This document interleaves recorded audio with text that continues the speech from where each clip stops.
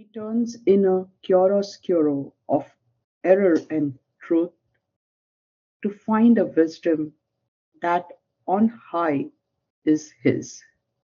Okay, so we're in the secret knowledge. We know that, Canto 4 of Book 1. Mhm. And we are seeing that this omnipotent, indiscernible influence, he sits there unfelt by the form in which he lives. So, do we feel the divine at every moment in the form in which we live? No, not at all. And this indiscernible influence, it's imperceptible. We can't even see it, we can't even perceive it clearly. But it is an influence, and the influence is capitalized here. So it's the behavior or the opinion of someone else, and that is within us.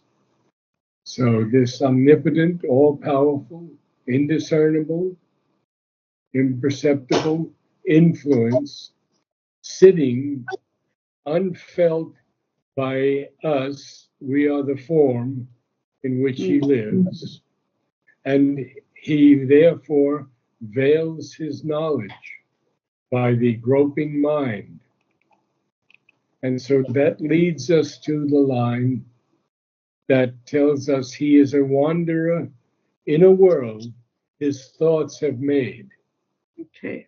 Because anytime we have a thought, we are creating something. It could be negative, it could be positive, it could be nothing at all. But we are wanderers in a world that our thoughts have made.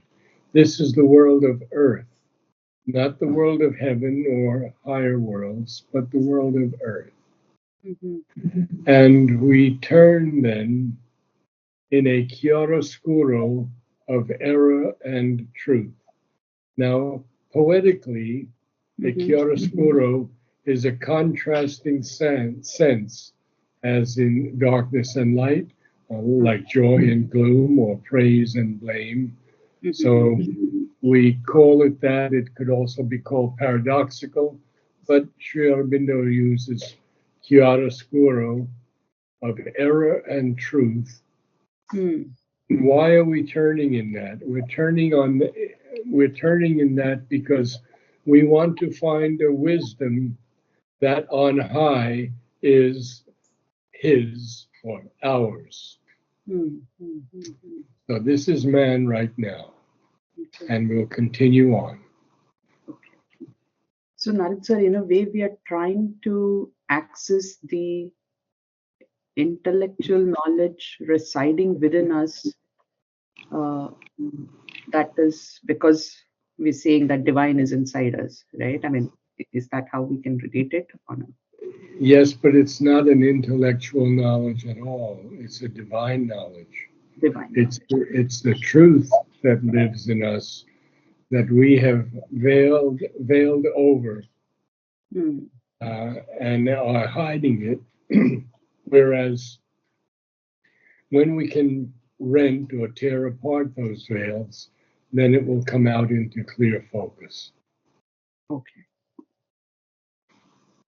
Right now, we're sitting unfelt by the form in which we live. Mm-hmm. Our knowledge is veiled by the groping mind. We know what groping is. Mm-hmm. In the dark room, we're looking for a light switch, we're groping for it. Mm-hmm. Okay. And we're wanderers in a Mm. world that our thoughts have made. Mm. Therefore, we turn in a chiaroscuro of error and truth. Now, notice this error and truth. This is the opposites, huh? Right. Like Yeah. darkness and light and joy Mm-hmm. and gloom. To find a wisdom that on high is his. On high is very often used in poetry to mean these upper realms of consciousness. Okay. So we are looking unfortunately, Mhm. in this play, this arrangement of error and truth, to Mhm. find that wisdom that on high is ours. Mhm. So we continue on because Sri Aurobindo has much to say. Oh, as one forgetting, he searches for himself, as if he had lost an inner light he seeks. As a sojourner lingering amid alien scenes, he journeys to a home he knows no more. And this is, again, very, very powerful statements. Mhm. So we're looking to find a wisdom that on high is ours. And Mm. now he tells us three lines beginning with the word Mm. as one, as if, as a. Huh? Mhm. So, as one forgetting, he searches for himself. Now, Sri Aurobindo says we are not forgetting completely, Mm. and therefore he uses the word as one forgetting. As someone who forgets, Mhm. then he has to search for himself. And we are all searching for ourselves in the light of the divine because we are the divine. And as if, now we have another as if. All these are conditional statements. Sri Aurobindo is not saying that as one or as if or as a, it's just conditional.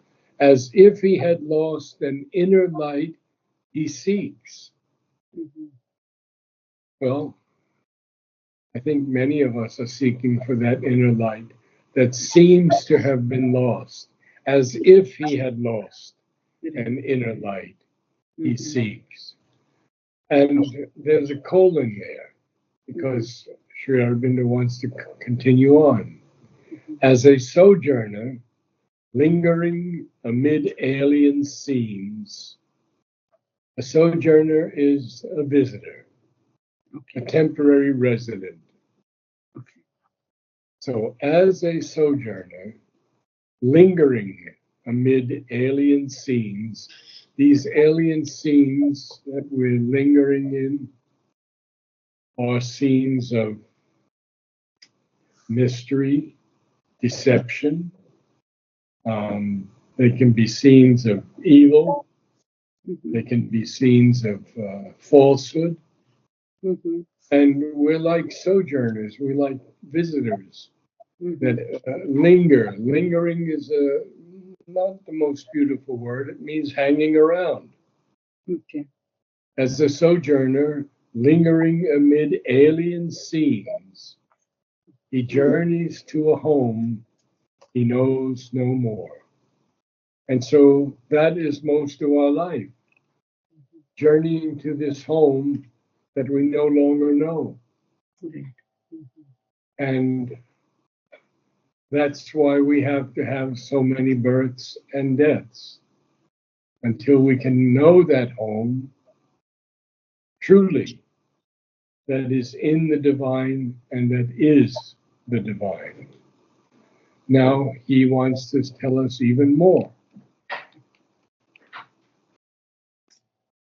His own self's truth he seeks, who is the truth. He is the player who became the play. He is the thinker who became the thought. He is the many who was the silent one. Yeah, a lot to say here. Very, very important lines. Mhm. So you see in that first line, his own self's truth. The Mm. truth is not capitalized. You're right. He seeks who is the truth, capital T. Mhm. So we have our own truth within us, Mm. but because we can't see it, Mm. we seek the truth, capital T, Mm. who we are in reality, Mhm. but not in these passing forms. Right. Truth, Sri Aurobindo tells us, is the secret of life and power in the human cycle. Very, very important. Now, Mother has three lines that are very important, and I should share those three with you from her collected works, volume 15. Okay. Firstly, she says, the truth, capital T again, is something living, moving, expressing itself at each second. And it is one way of approaching the Supreme. Then again, she tells us the truth is not linear, but global. It is not successive, but simultaneous. Therefore, it cannot be expressed in words. It has to be lived. And lastly, she says, truth is a difficult and strenuous conquest. One must be a real warrior to make this conquest, a warrior who fears nothing, neither enemies nor death, or with or against everybody, with or without a body. The struggle continues and will end by victory. And this is so important for me, this last line, because Mother tells us that she feared nothing. And she would go until the end, until the supermind was fully on the earth. So she says, with or against everybody, with or without a body. And she had to leave her body. But the struggle is continuing with her and Sri Aurobindo in the subtle planes of existence. So we'll go on a little bit more because this is so beautiful. First of all, in the first line, we have capital P for player. In the second line, we have T, capital T for thinker. And in the third line, one, capital O. So who is this being that we're talking about here? Who is he? And we know that he is the player who became the play. It's also the divine, you see, because the divine is the player and he's also the play. He is the thinker who became the thought. He is the many who was the silent one. So we see that the divine from his highest station of eternity as the Ishvara Purushottama, he is the silent one. But he came down to this earth here, especially, to create these millions of souls, which are also him.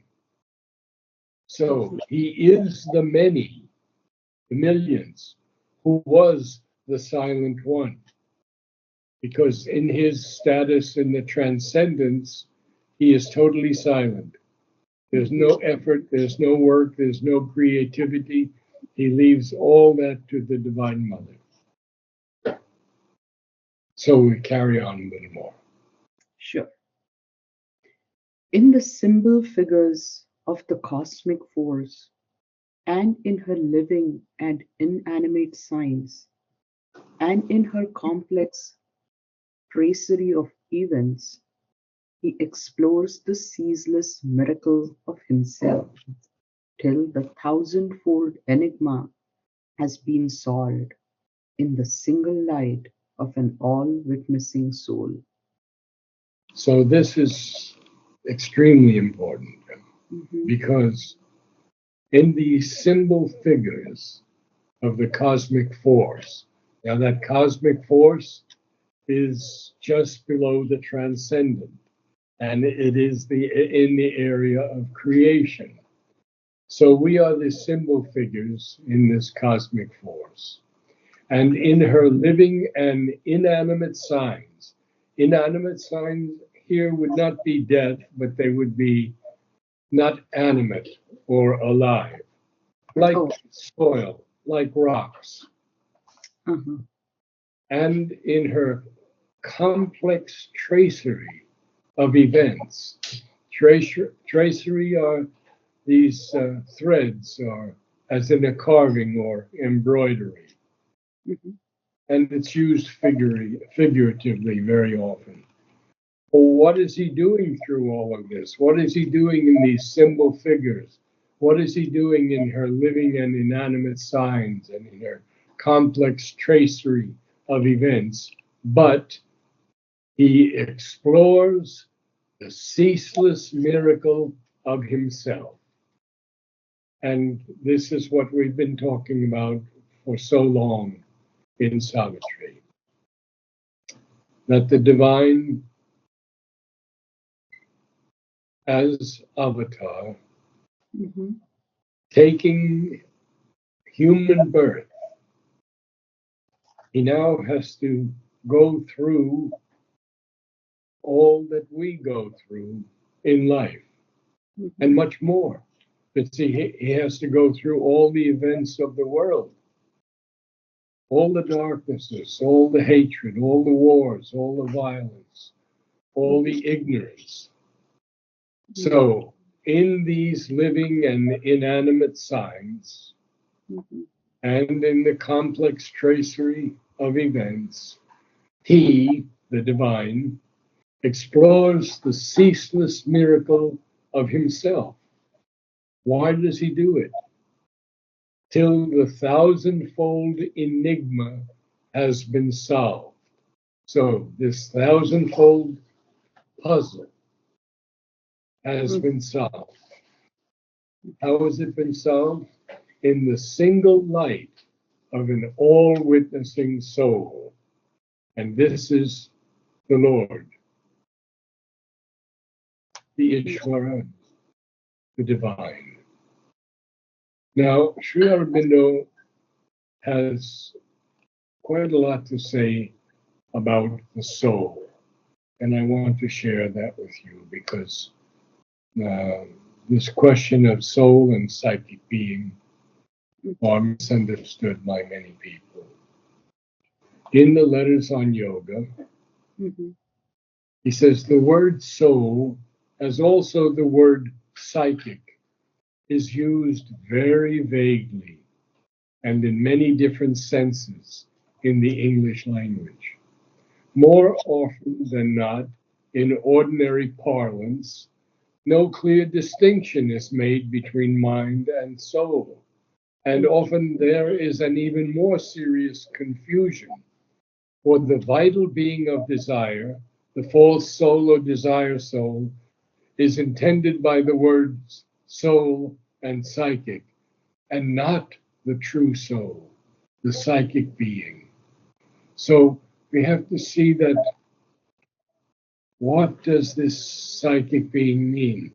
It's the evolving soul in humanity, in each man or woman. And there's much more here, but I think we understand. So he says the word soul is very vaguely used in English, as it often refers to the whole non physical consciousness, including even the vital with all its desires and passions. That was why the word psychic being has to be used, so as to distinguish this divine portion from the instrumental parts of the nature. So actually, Sri Aurobindo coined the word psychic being. Mm-hmm. Was not known in Indian mythology Right. before. Mm-hmm. So now we'll go on because there's so much more on the soul. My goodness. And So, you can begin. yeah, so Yes, Narad, one thing I wanted to sort of understand for my clarity purposes. So, psychic being is the instrument in which the divine resides. Is that how we can? So, the divine is the Well, This. the divine is the divine residing in us. The psychic being is an aspect of the soul Mhm, that is evolving with each life and death. And so the psychic being is something that grows in us from birth to birth. When we die, mhm, it ascends into its place of rest. mm, And when it's there, it absorbs all of the most important things we've experienced in this particular life. mhm, And it will use them for the future life to determine our parents in the future, our environment, our education, all of these things. mhm. So that's basically how I can explain it to you. Okay. So it's the evolved being. Okay. I'm getting that. Okay. It's Thank an you. evolving, yeah, an evolving force, right? Or being, if you will. Mhm. So I think we have a few minutes more. You can read a little more. Sure. This was his compact with his mighty maid, for love and for love of her, and joined to her forever, to follow the course of time's eternity, amid magic dramas of her sudden moods, and the surprises of her masked idea, and the vicissitudes of her vast capers. There's a lot there. So, what is this compact with his mighty maid? First of all, we have to see that the divine Mhm, and the supreme creatrix are the same, mm, as Mother and Sri Aurobindo are the same. mm, Even though she is white person, mhm, a woman, and he mhm, is Indian and a male, Mother says, as long as you see us as different, you're outside the yoga. mm, So this was his compact, his agreement, his covenant with his mighty mate. Mighty mate, why? Because she's the creative force. mm, She creates everything. He only stands back and supports her creation. And so, for love of her and joined to her forever, they're always joined. Sri Aurobindo and Mother will never part. mhm. To follow the course of time's eternity. And we've been through time many times, and Mhm. we don't have we don't have enough time today to go through it. Yeah. Amid magic dramas of her sudden moods and the surprises of her masked idea. And I think I've quoted to you many times the idea, which Mhm. Sri Aurobindo also calls the real idea Mhm. or the supermind, Yeah. and the vicissitudes of her vast caprice. In other words, the changing phases or the conditions of our lives. Mhm. So, and their life together, the divine and his Shakti. So, can you read from the beginning and we'll close? Sure. A wanderer in a world his thoughts have made, he turns in a chiaroscuro of error and truth to find a wisdom that on high is his. As one forgetting, he searches for himself, as if he had lost an inner light he seeks. As a sojourner lingering amid alien scenes, he journeys to a home he knows no more. His own self's truth he seeks, who is the truth. He is the player who became the play.